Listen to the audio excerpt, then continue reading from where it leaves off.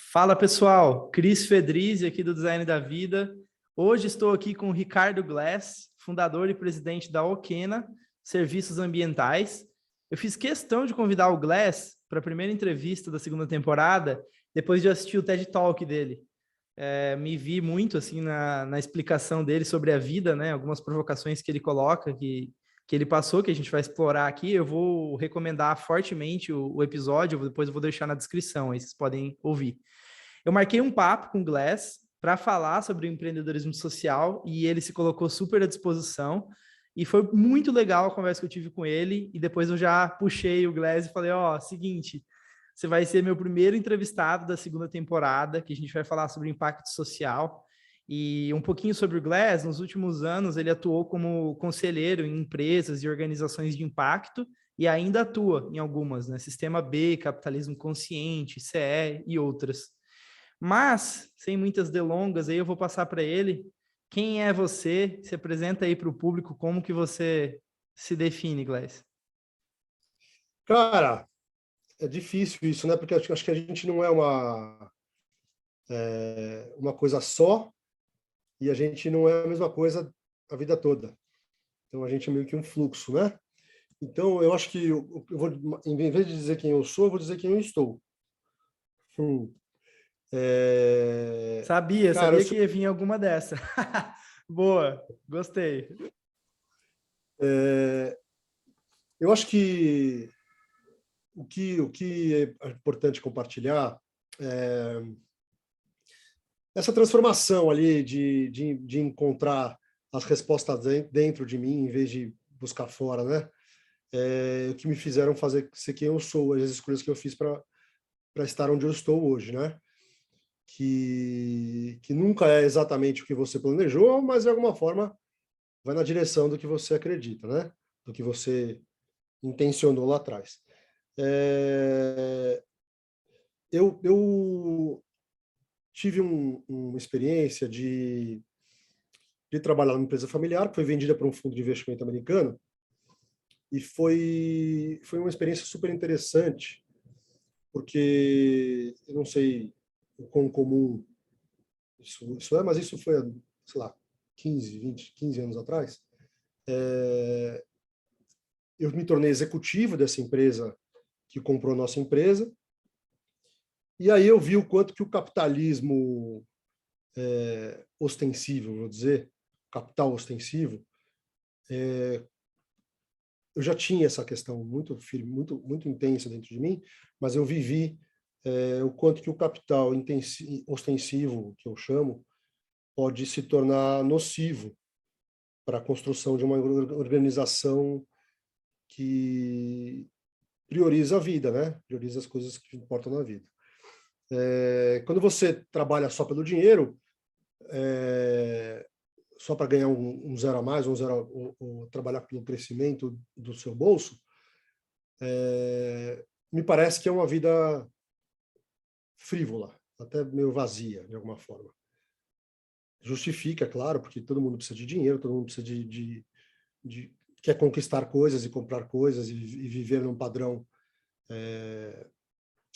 que almeja, que sonha, mas o dinheiro não é tudo, né, cara? Nem tudo que reluz é ouro. Então, essa experiência me fez, de alguma forma, entrar em desencanto com o mundo capitalista, porque eu entendi que esse modelo de desenvolvimento ele gerava uma série de, os economistas chamam, eu sou economista também, de externalidades. E essas externalidades é de fato o que importavam na vida, que é, puta, o jeito que as pessoas vivem, o jeito que as pessoas são tratadas, as questões ambientais todas, os impactos causados no entorno, na sociedade como um todo, e que esse modelo gerava uma série de problemas para a sociedade, especialmente, eu acho que a desigualdade. E aí eu rompi com esse modelo e passei a buscar um outro caminho para minha vida. Falei, cara, eu não quero ser mais uma engrenagem dessa lógica. E aí na verdade, quando eu saí da empresa, que era um cargo muito bom, com perspectivas ótimas, mas de fato, iam me levar para longe dos meus valores. Eu, obviamente, naquele momento, fui buscar fora e comecei eu já estava num processo muito profundo de autodesenvolvimento, de autoconhecimento, que é doloroso, inclusive, de desconstrução para reconstrução, né? E estava meio que me sentindo um alien ali no ambiente onde eu vivia.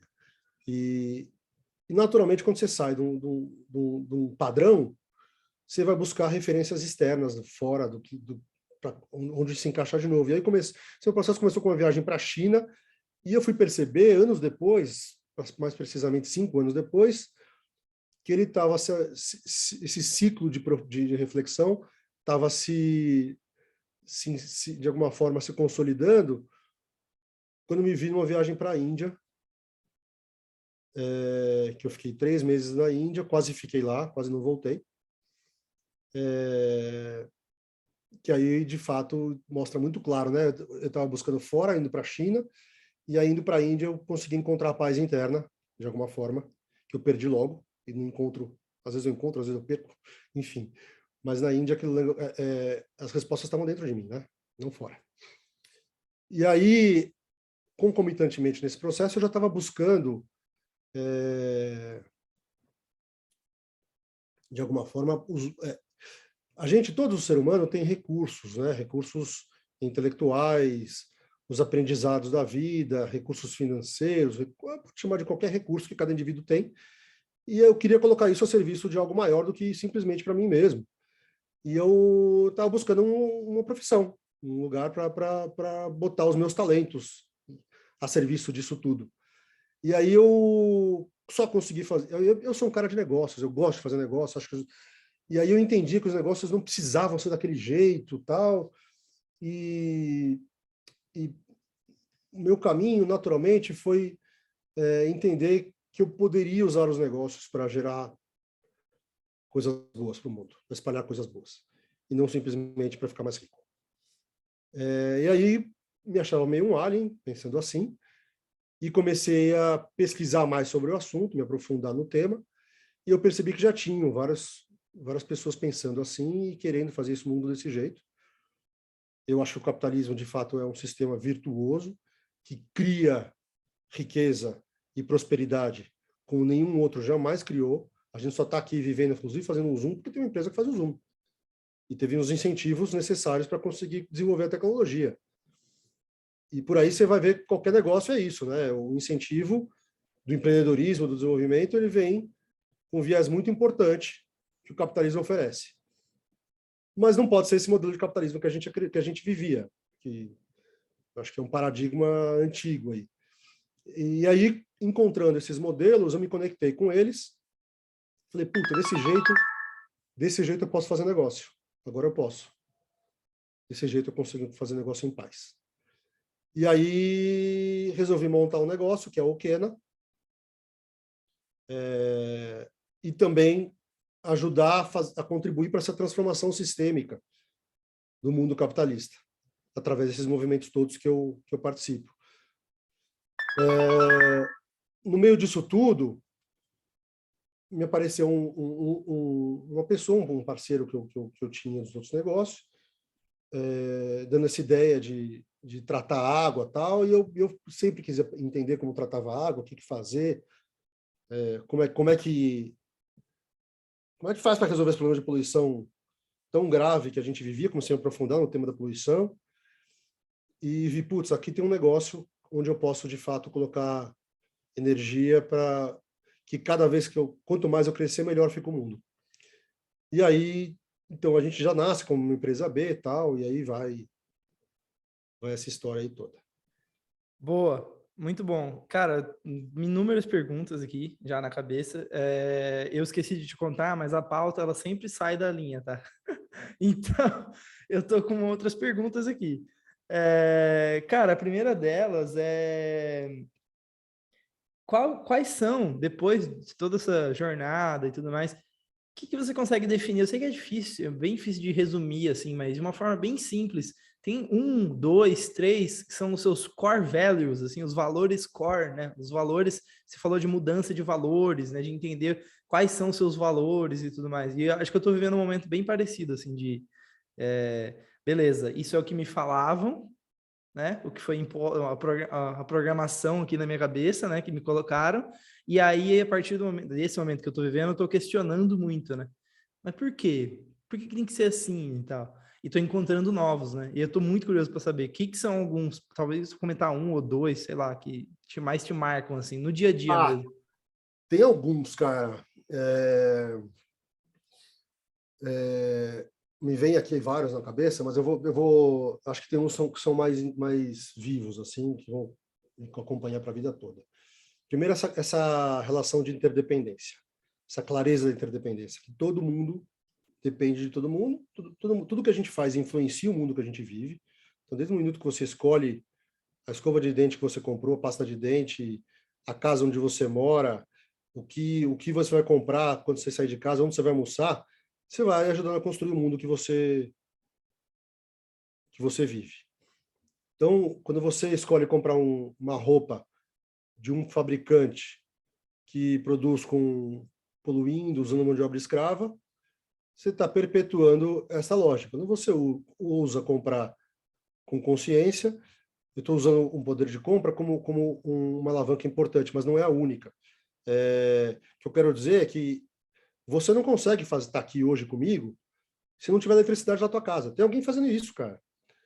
Você não consegue, você não vai cozinhar todo dia. Então a sociedade foi se dividindo de uma forma, sempre foi assim, né? Desde do tempo das cavernas. A gente é dependente do ambiente que nos cerca e das pessoas que nos cercam, de tudo que é vivo e tudo que não é vivo também, mas os minerais. Então,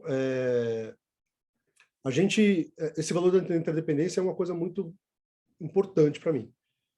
Tudo que a gente faz, de alguma forma, é impactado e impacta. Um outro valor importante é a redefinição do sucesso. Ter sucesso, vamos aqui falar como empresa, depois a gente entra no indivíduo, deixando um rastro de destruição por onde você passa. Eu gosto de usar muito o exemplo do fazendeiro, é um estereótipo, tá? Esse cara não sei se existe. Mas é o fazendeiro que expande fronteira agrícola em área de preservação, o cara que usa hormônio em excesso para produzir leite, o cara que usa agrotóxico de um jeito até que envenena a comida, usa a mão de obra semi-escrava, enfim, imagina esse diabo aí, esse cara aparece na capa da revista, cara, e anda de jatinho por aí. É um cara de sucesso. Que sucesso é esse, gente? Que deixa um rastro de destruição. E aí, no âmbito individual, de que forma que você está usando o que você tem de potência para deixar o mundo do jeito que ele está? Contribui ou não? Então, se você vai trabalhar numa empresa que, de alguma forma, tem valores incompatíveis com o seu ou com o que a gente está falando aqui, você está contribuindo para essa empresa, cara. E essa empresa vai prosperar graças a você. Então, que tipo de contribuição você está dando, né? Que sucesso é esse? Eu imagino que você fique rico até. Mas que sucesso é esse, né? Que você não... O teu impacto é neutro, se você tem a oportunidade de gerar impacto positivo. O negativo, cara. Que porra é essa? Que direito a gente tem, né, de fazer mal para os outros? Então, a redefinição de sucesso é uma coisa muito importante. O que é sucesso para cada um? E eu acho que sucesso pode ser, desde do cabeleireiro que transforma as vidas das pessoas nas conversas todos os dias. Isso é um puta sucesso, cara. Que sucesso, não tem sucesso maior que esse? Do que ser uma influência positiva para as pessoas? Ganhar dinheiro é bom, mas não a qualquer custo. Né? Um outro valor para mim importante é o do não julgamento, que conversa muito com o tema da empatia ali, né? As pessoas estão muito na moda falar de lugar de fala, tal. É impossível você julgar alguém, gente.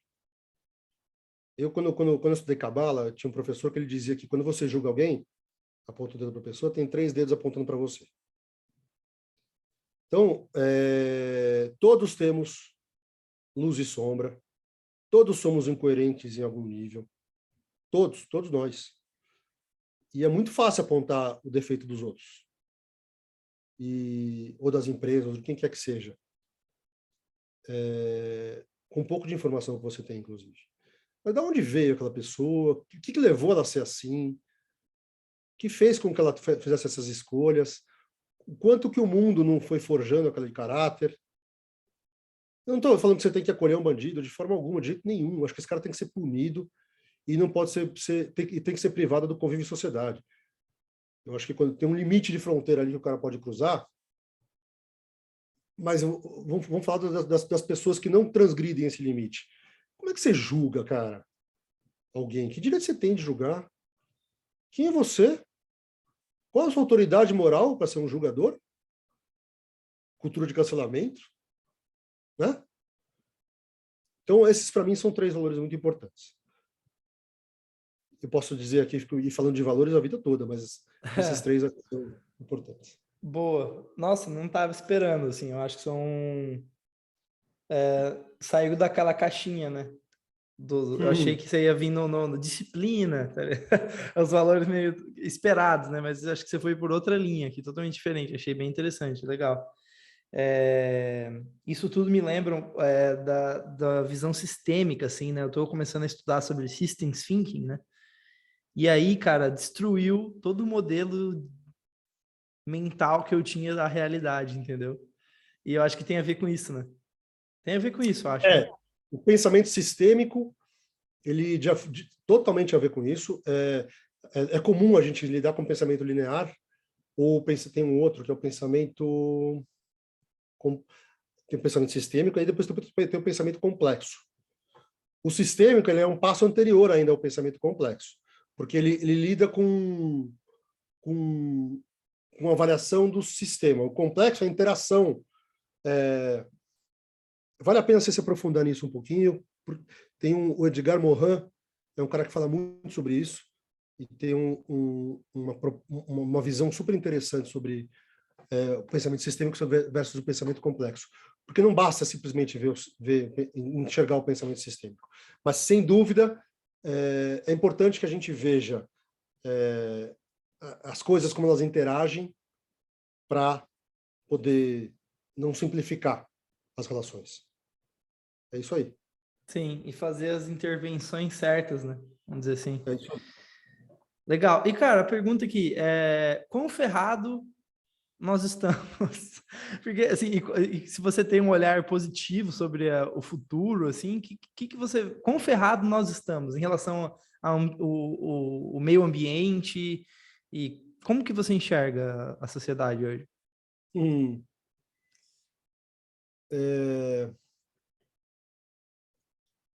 Vou até dar um gole d'água aqui. Cara, eu acho que isso muda muito com o tempo dentro de mim. Tem horas que eu estou mais em paz com isso, tem horas que eu estou menos em paz com isso. E tudo vai dependendo muito dos meus encontros com o mundo ali, né? As coisas que vão entrando no meu radar ali. Eu tenho para te dizer, com relação a isso, que o que eu tenho de mais relevante é que, quando eu estava falando sobre esse assunto há 15 anos atrás, de usar os negócios como ferramenta de transformação e de expansão de consciência no mundo empresarial, a gente cabia num Fusca, provavelmente. Hoje, a gente dá para encher uma meia dúzia de Boeings. Então, tem cada vez mais gente despertando para essa realidade. E eu entendo que existe um movimento contrário a isso, de manutenção das coisas como estão. Que é natural. É super natural. Essa coisa que a gente aprendeu nos desenhos animados, de que o bem vem sempre, em Hollywood, né, que os bem vem sempre vencem o mal, não foi essa experiência que eu tenho tido na minha vida como um todo, que o bem sempre vence o mal. Eu vejo o mal vencendo muitas vezes. De novo, o mal na minha perspectiva, hein? Julgando. que é mal e o que é bom.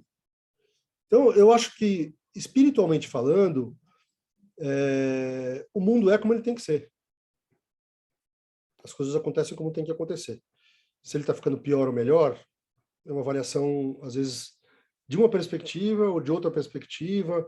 Eu acho que está havendo uma expansão de consciência, sim, e que as coisas estão evoluindo. Se vai dar tempo, se as questões ambientais... Cara, essa questão da emergência climática é muito grave. É muito grave. E a gente vê que não tem movimento suficiente, não tem lastro suficiente para a transformação que a gente precisa. Não vai ser possível? Não sei. Não sei te dizer. Aí é uma aposta. Eu acho que vai ser possível. Mas não tenho certeza. Então, se eu fico ansioso, eu fico tenso, fico. Com o que a gente está acontecendo no Brasil, essa questão política, tal, as perspectivas que a gente tem, cara, isso me deixa apavorado. Apavorado. Eu acho que a gente está indo para um lugar de muito sério ali, me deixa bem incomodado. Então, como é que eu te respondo isso? Eu procuro, na minha vida, viver o presente, viver meu dia a dia aqui e fazer o que eu tenho que fazer, porque é onde eu tenho influência. Imagina se eu estivesse vivendo na Ucrânia, fazendo minha empresa, fazendo um capitalismo consciente na Ucrânia, de repente vem um doido louco do russo lá e começa a jogar bomba. E eu tenho que sair correndo, deixando tudo para trás. Então, não dá para a gente viver com esse peso do que vai acontecer. Eu sou um cara que vive de sonho, vive de futuro. Eu me nutro disso, me abasteço disso. Então, é sofrido para mim. Mas aí eu volto para o meu presente e vou botando meus tijolinhos, fazendo a coisa que eu tenho que fazer aqui, até onde eu puder. Isso que eu ia te perguntar, assim, porque tem muita gente que ouve aqui tem de 20 a 35 anos, mais ou menos, essa faixa etária. E então tem bastante gente criativa, empreendedor, engenheiro, criadores, né? Vamos dizer assim. E aí, a pessoa que está ouvindo aqui, eu me coloco no lugar, né? E agora, assim, por onde você começaria de novo? Se você, sabe, para onde você olharia? O que você tem de mensagem para o criador que está ouvindo aqui? Por onde começar, sabe? Porque às vezes eu sinto que as pessoas talvez se sintam não empoderadas, né? Tipo, beleza, mas e aí? E a política? E aí? Onde que eu me posiciono? Para onde eu vou? Por onde eu começo, entendeu? Cara, tem duas coisas importantes para compartilhar com relação a isso. Primeira coisa é que o único caminho é o autoconhecimento. É você se conhecer, entender os seus limites, entender as suas capacidades e se fortalecer nesse lugar. E aí seguir o seu caminho. A outra coisa, o medo tem três efeitos na gente. Quando a gente está com medo, né? A gente pode fugir, ficar paralisado. Imagina que o urso vai te atacar. Você vai fugir do urso, ou você fica paralisado ali, de medo, não sabe para onde o que fazer, ou você enfrenta. É uma escolha. E aí, uma colocação que eu deixo é talvez começar com o que você pode sustentar, né? Talvez seja um caminho, né? Porque também não. Sem dúvida. Sem dúvida, cara. É isso aí. Então, pode falar mais. Não, porque antigamente um pouco mais imaturo, eu costumava dizer, até na nossa conversa, acho que você me falou isso, né? Não, beleza, quer salvar o mundo? Tá, mas e daí? E a comunidade? Por onde você começa? Porque não dá para você, né? E aí às vezes é até uma forma de negação, é uma forma de pensar no grande, pensar para não fazer o que precisa ser feito, que é o pequeno, que é começar ali com o que está na frente, né? Que é arriscar ali, errar, reconhecer que você não sabe. Então acho que tem esse aprendizado aí, né, como que é que eles falam? Pense global, haja local, né? Alguma coisa assim, né? Pense globalmente, haja localmente, né? É, eu acho que tem isso sim. Todo mundo tem um potencial, cara. Qualquer indivíduo tem um potencial. A gente é inato, e tem o desenvolvido e tem o inato. Então, se você estiver agindo com o seu potencial, na sua potência, você vai construir aquilo que você precisa construir. E você não pode agir no que você não tem capacidade. Então, por isso que o autoconhecimento é fundamental. Reconhecer isso, cara, em você. E aí eu acho que, putz, dá errado e dá certo, voltando para esse negócio de sucesso, eu acho que tem muita gente que deu errado, que fez coisas incríveis e faz coisas incríveis, e tem muita gente que deu certo e faz coisas horrorosas. Tem atitudes horrorosas. Então, começar, como é que você começa?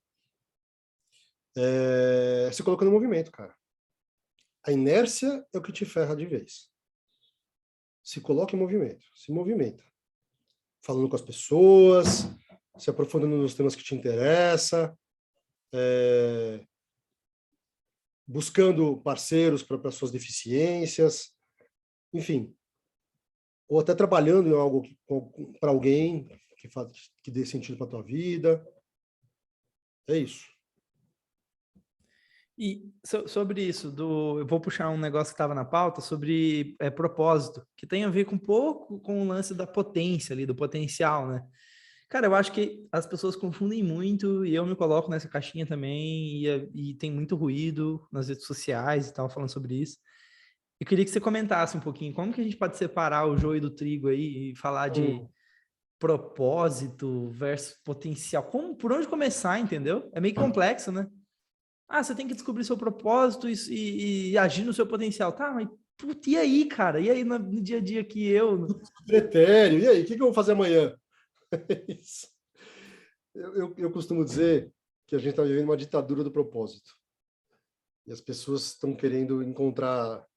O propósito, para mim, nem precisa ser um alvo fixo, ele pode ser um alvo móvel. Então, às vezes, o propósito da vida, num momento é uma coisa, no outro momento é outra. E, às vezes, putz, a gente não encontra um propósito tão fácil, não é uma coisa assim... E a gente fica muito refém dessa pergunta, e aí a vida fica vazia, porque não tem o meu propósito. Cara, vai fazer, vai viver. Você vai encontrar o propósito nas coisas que você vai fazer. Acredita na tua intuição, acredita no fluxo da vida, vai te colocar num caminho. Se te frustrou, busca outro. O autoconhecimento te ajuda com isso também, né? A gente está sempre investindo em autoconhecimento, é importante, que vai facilitando essa conversa interna, né? Que esse bichinho fica na nossa cabeça, na nossa mente, trabalhando sem parar. Eu posso, eu não posso, eu consigo, eu não... Vai fazer, cara.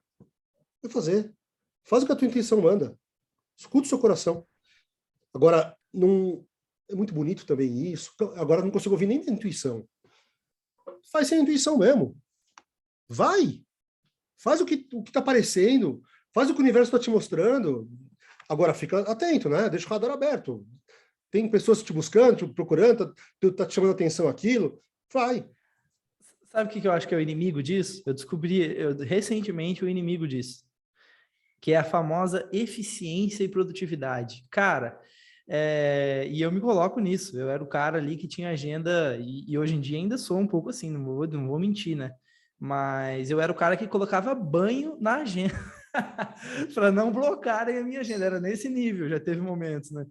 E, cara, isso é um inimigo, porque você não tem tempo de perceber os sinais que a vida está te dando, você não tem tempo de sentir, entendeu? É a sociedade do pensamento, é a sociedade do construir, do correr, que você está sempre atrasado e tal, e aí você não consegue perceber, talvez. Eu acho que tá aí, talvez, uma coisa que eu coloquei em prática que me ajudou, assim, é diminuir mesmo. Total.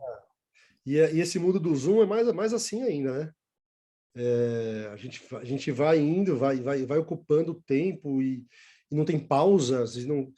O budismo tem dois conceitos super interessantes. Primeiro que essa coisa da gente não virar refém da nossa mente, da gente entender que a gente não é a nossa mente. E reconhecer isso. A mente fica trabalhando ali, sem parar. E, putz, a meditação, de alguma forma, é um remédio para isso. Ajuda a gente a aquietar a mente. A outra coisa que o budismo traz... Agora me falhou. Esqueci. Esqueci. Daqui a pouco volta. A mente aí, te sabotando. É exatamente isso. Você foi Exatamente isso. falar dela... É isso. Mas é, realmente, cara, eu recomendo, assim, fortemente. Às vezes as pessoas ficam perguntando qual que é a técnica da meditação e tal. E tem um cara que eu acompanhei uma vez que foi libertador para mim. Ele falou assim, a técnica é o seguinte, senta e fica em silêncio, 1 hora, acabou. Acabou, não fica Ah, tentando... lembrei. Lembrei Ah, do que da outra coisa. manda.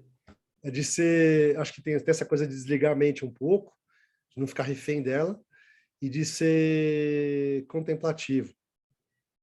A gente tem que dar espaço para contemplação. E aí, Como assim? perceber as coisas, você, às vezes você não precisa se expressar, às vezes você só está olhando as coisas acontecerem, às vezes você escuta muito, você cheira, você come com presença, tem momentos de presença importantes, assim, que ancoram na tua vida, que você não está pensando mais em nenhuma outra coisa, está vivendo aquilo lá só. Então, e deixar contemplar a vida, contemplar as coisas que estão ao seu redor, ser Sim, mais contemplativo. tem a ver com o lance do pensamento que eu falei também. Isso eu estava lendo sobre a linguagem. O quanto que a linguagem às vezes nos prende, né? E aí o Zen budismo, eles falam, a técnica do Zen budismo para ensinar os discípulos é o desaprender, não é É o isso aí. aprender, porque o aprender ele vai construindo mais a prisão ainda. A É linguagem, as novas exatamente palavras, isso. novas teorias vão te prendendo mais, né? E É isso aí aí. chega uma hora que você começa a treinar o desaprender, que tem a ver com a contemplação, né? É De uma isso certa aí. maneira. É exatamente Boa. isso. Ó, últimos 10 minutinhos, tá? É pra Tá. gente ir chegando nos finalmente. Eu quero fazer mais algumas perguntinhas ainda, mudando um pouquinho do rumo aqui.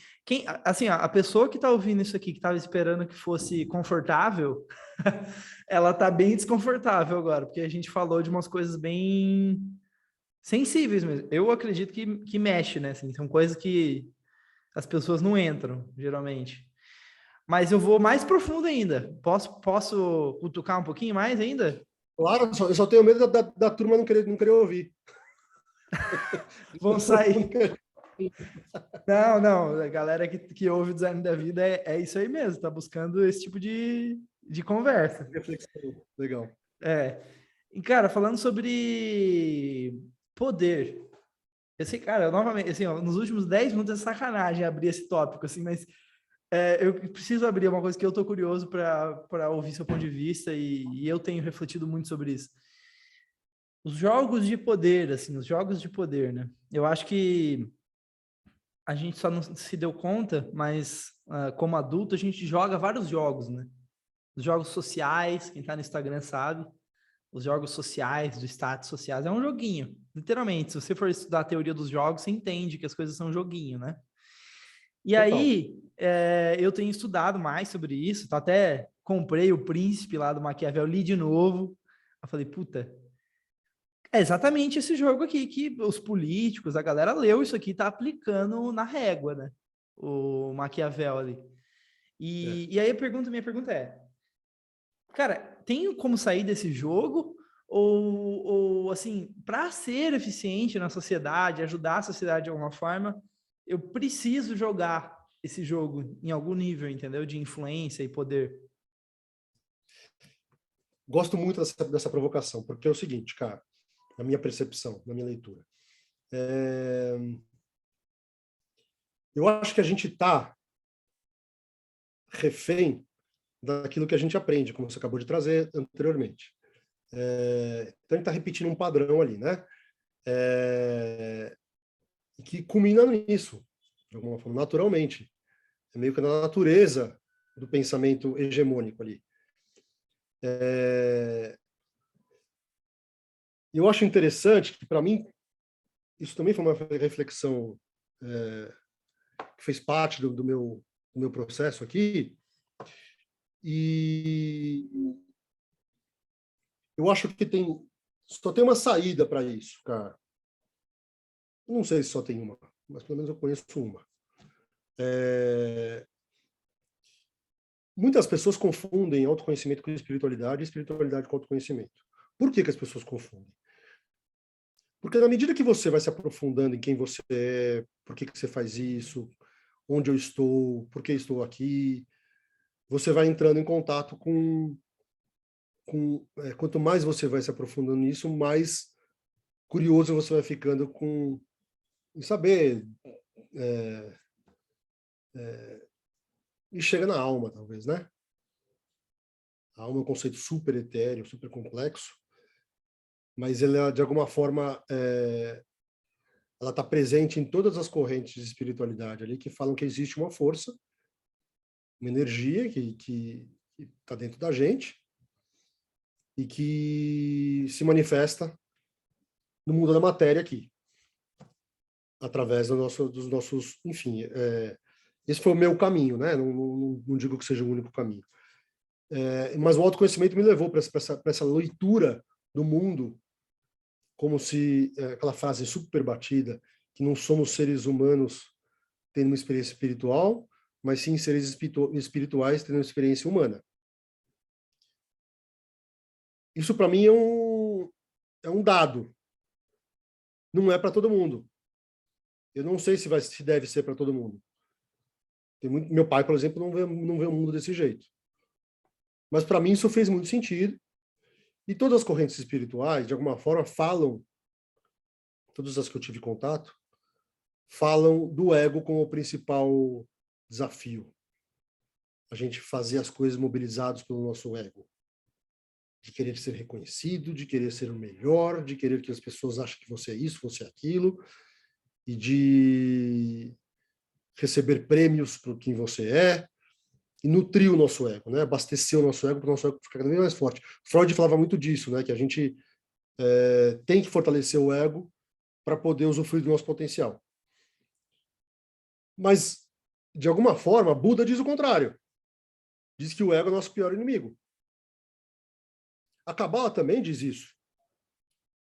Que o ego faz a gente não perceber essa relação de interdependência do mundo, essa coisa que somos todos um, que está todo mundo no mesmo barco, e aí te desconecta do todo. Você fica lá nos teus objetivos, nas suas coisas, e aí o poder, de alguma forma, é o que mais nutre essa lógica. Não tem nada mais nutritivo para o teu ego do que o poder. Então, a única forma de você sair desse samsara aí do budismo, a única forma de você sair dessa roda é parar de nutrir o teu ego, cara. E não entrar nessa luta de poder. Porque ela não vai nutrir a sua alma, não vai nutrir a sua vida, ela é frívola e vai te distanciar do que de fato importa na vida. Essa é a minha crença. Então, fazer as coisas motivadas pelo ego, de alguma forma, me distancia da vida que eu quero viver.